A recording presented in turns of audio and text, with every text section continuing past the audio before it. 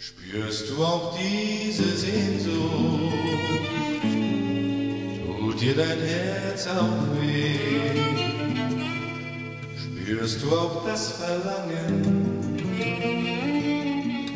heute mit ihm zu gehen?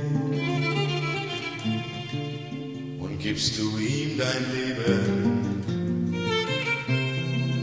Bist du nie mehr allein? Gib dich doch heute Jesus und bleib für immer sein.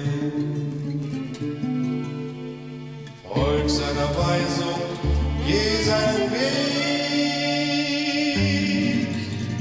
vom Dunkel hinein ins Licht.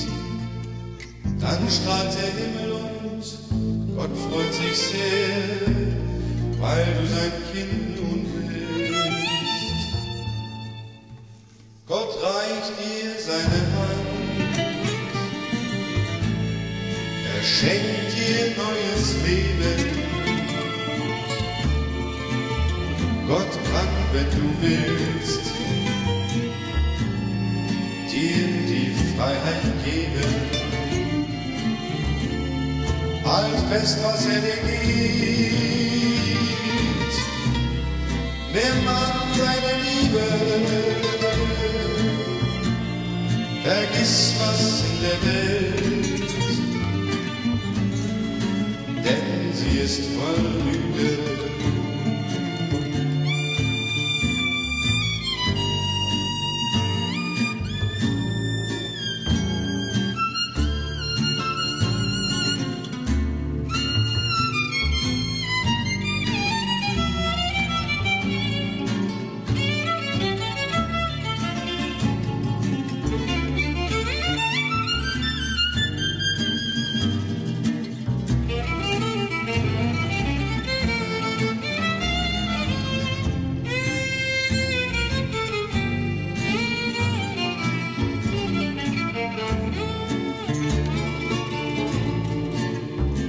Spürst du auch diese Sehnsucht?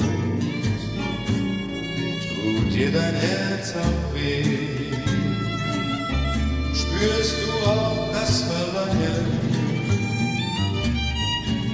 heute mit ihm zu gehen?